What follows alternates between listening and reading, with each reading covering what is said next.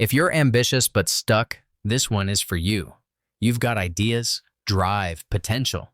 But when you look at your actual life, it's not matching what's in your head. Days blur together. Your goals feel distant, and deep down, you wonder if maybe you're just lazy. Let's be real. You're not lazy. You're just playing a game that was rigged before you even showed up. The system wasn't designed for you to win. It was designed to keep you tired, entertained, and dependent. First, school taught you to follow instructions, not create your own path. Then jobs convinced you that safety was in staying put. Now, social media is farming your attention, flooding you with dopamine until you forget what you even wanted in the first place. You've been conditioned to stagnate and then blamed for it. And all the while, you see those top 1% charts float around and wonder how they did it. Let's pull up the graph. This is your life on autopilot, a flat, boring line. You're working. Maybe you're earning a bit more than last year, but nothing's really changing. Your time goes in and your net worth doesn't go anywhere. And here's the dangerous part. Over time, you start to believe it's you who's broken. You blame yourself for feeling stuck, when the truth is the entire machine was built to keep you running in place. You are not the problem. But staying there, that will be your choice. Because even in this system, there's a way out.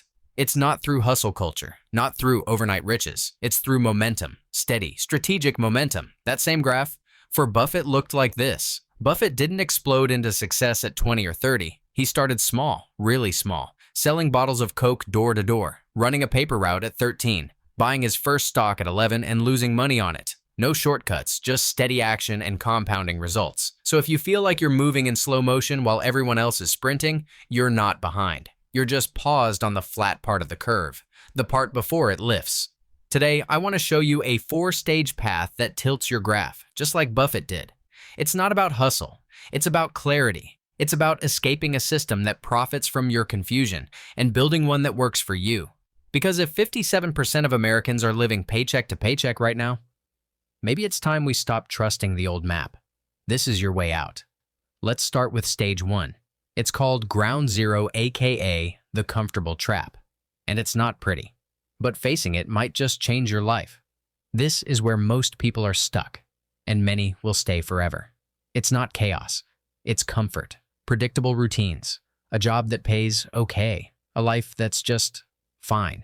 But deep down, you feel it, that quiet dread that nothing's really moving. Look back at the last 2 years of your life. What's actually changed? If your net worth had a graph, this would be the flat line. Maybe a slight uptick when you got that small raise. Maybe a dip when inflation ate it all away. But overall, still horizontal. This is what we call ground zero, the point where your ambition crashes into inertia. You're not failing, but you're definitely not building. You're stuck in what looks like stability but feels like slow decay. And the numbers back it up.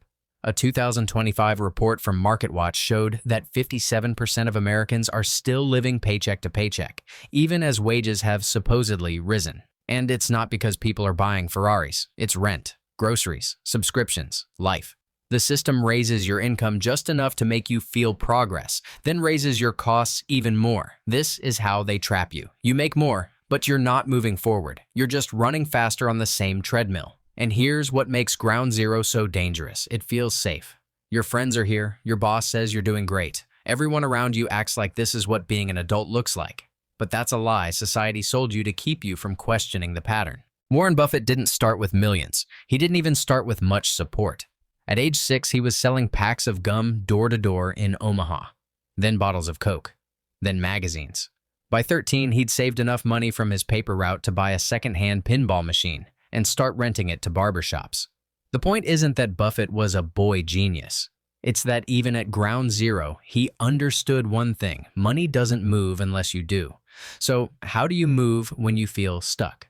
You start small, really small. The first step is awareness. Pull up your bank account and track every dollar you spent this month. Not next month, this month. Right now, where is your money going? What's essential? What's noise? The second step is automation. Set up an automatic savings transfer, even if it's $5 a week. You don't need a financial advisor or a fat paycheck.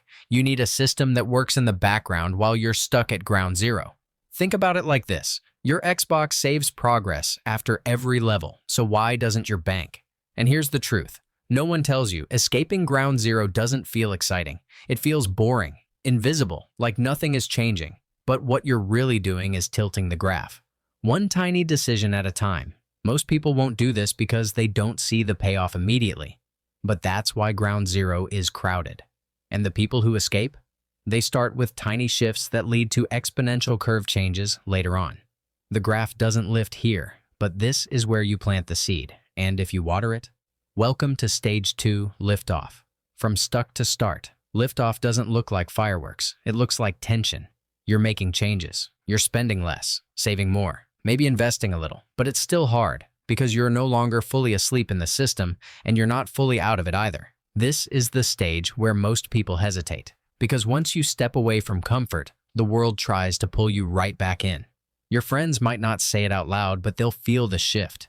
You start tracking your spending, and suddenly they think you've changed. You skip nights out, invest instead of splurge, and now you're no fun. They'll joke about how you've gone frugal or turned into an old man while secretly feeling exposed by your growth. But that discomfort? That's friction. And friction means forward movement. You're finally tilting the graph. Here's what holds most people back from ever reaching real escape velocity. Inflation. You think you're doing the right thing, saving money, playing it safe, but you're losing value every single year. That $5,000 sitting in your bank account today? In 20 years, if inflation stays at 2.5%, which is conservative, it'll only buy you what $3,051 can buy today. And that's with zero spending. Just the slow burn of everything getting more expensive. It's like trying to fill a bathtub while someone leaves the drain slightly open. So, how do you plug the drain? You stop relying on savings alone, and you start building assets that grow. Things that beat inflation, stocks, index funds, real assets that hold value long after prices rise. Warren Buffett learned this lesson early and painfully. At 11 years old, he bought his first stock, 3 shares of Citi's Service. He panicked when it dipped, sold too early for a tiny profit, and then watched it skyrocket. He called it one of his best mistakes. Because it taught him the golden rule of investing: be patient with good bets. Let compounding do the heavy lifting. And here's the thing. Buffett didn't have access to investing apps or fractional shares. He had to go through a broker. He had to walk to a bank. You have everything in your pocket. You can buy a slice of the S&P 500 while waiting in line for coffee. Even if you only have $25 a month to spare, that's not too small. That's the beginning of ownership. That's momentum. But this stage isn't just about money. It's about identity. Because when you invest, you're saying something. I believe in a future version of me that this money will serve.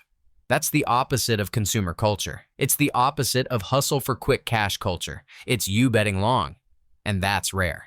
Because here's the reality. Most people never leave ground zero. Some people flirt with liftoff but bounce back down the moment it gets uncomfortable. That's why this stage is so crucial. You're still vulnerable here. It's easy to get discouraged. Your returns might feel slow. Your savings still look small. The people around you still don't understand. But you're no longer just surviving. You've started building leverage. And soon, that leverage starts paying you back. The line on your graph is no longer flat. It's climbing, persistently. And here's the reward. You're starting to feel control. Not in a flashy look at my portfolio way, but in a quiet confidence that comes from owning your decisions and your future. And once you feel that, you won't go back. Because now the game is different. You're not just saving, you're building. You're playing offense. Next, we leave behind small steps and start creating serious acceleration. Let's move to stage 3. It's called momentum, aka build while they drift, and it's where things start to feel real. You're no longer just trying to escape. You're starting to create. Your bank balance looks a little stronger. Your decisions feel more intentional. Your life graph isn't just tilting anymore, it's climbing. This is the first time in the journey where real progress starts to show. And if you handle it right, this is the stage that separates those who grow slightly from those who change their life completely. But here's the trap. What got you here won't get you there. Saving, investing, and resisting old habits gave you liftoff. But momentum? That's where you build your engine. You need 3 things to keep climbing. The 3 C's: cash flow, connections, and confidence. Let's start with the first, cash flow. You need fresh money coming in, not just to survive, but to invest, to pivot, to move faster. At this point, a side hustle isn't a luxury, it's fuel. And no, it doesn't have to be groundbreaking.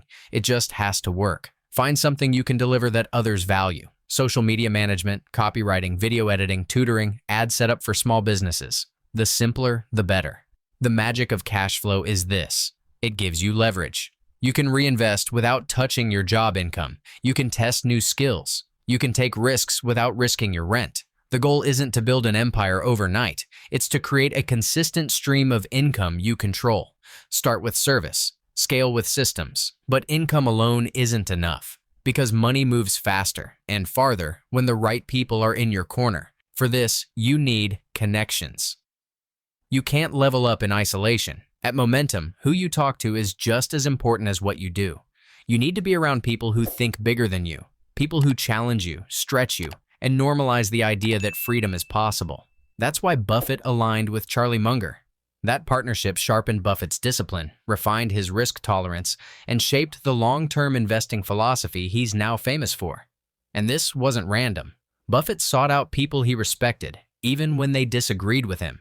You don't need a Munger just yet, but you do need better conversations. That means sending the awkward DMs, showing up in comment sections, asking smart questions in online forums, joining a cohort or mastermind. You're not chasing clout, you're building proximity. The most valuable thing you'll learn in this stage isn't money, it's access to mindset. And if you keep showing up, the right people start showing up too. And then there is confidence. This is the one that truly accelerates the curve. Most people think confidence comes after success, but Momentum teaches you confidence creates success. Confidence means pitching your service even if you're nervous. It means enrolling in that course even if it stretches your budget. It means saying no to the fast money because you believe in your long game. Buffett once said, "Risk comes from not knowing what you're doing." And the opposite is also true. When you know your strategy, you remove 80% of fear. At this stage, your confidence doesn't need to be off the roof. It needs to be consistent. It shows up in your habits, your learning, your ability to say, "I don't have to be perfect. I just have to be persistent." This is also when you outgrow hustle culture. You're not just chasing money anymore. You're building a machine that creates it. And like any machine, it needs to be tuned. That means systems, a monthly finance day, a no-spend day each week, a reinvestment rule. It means knowing your cash flow targets, your margin, and your risk appetite. Momentum is where you stop guessing and start optimizing. It's also where most people bail. They see some success and get comfortable. They buy the expensive car, start slacking on systems. They plateau and often slip backward, or it becomes their new ground zero, but not you. Because you've seen what happens when the graph starts to bend. You know how rare this stage is, and you're not about to give it up. And that brings us to the final stage, where money works harder than you do. Stage 4, Legacy Factory. Own it, then multiply it. In this stage, you no longer try to escape a broken system. You build your own. You've got systems running, assets growing, money coming in whether you're hustling or not. And now, it's time to shift from chasing growth to engineering legacy. This is where most people assume you just coast, but coasting is dangerous because at this stage, you have power, and power needs direction. So what do you do with it? You build a legacy factory, a system that keeps creating value not just for you, but for others. Let's bring back the graph. This is the part where the curve turns exponential, the result of years of small bets, smart reinvestments, and consistency. This is the part Warren Buffett spent decades building toward. Most people don't realize this. 99% of Warren Buffett's net worth came after his 50th birthday.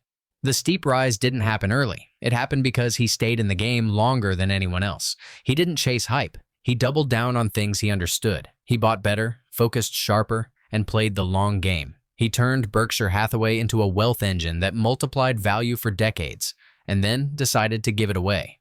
That's what legacy looks like. But let's zoom in on what this means for you. To thrive in this stage, you need to master two things: preserve what you've built and multiply its impact.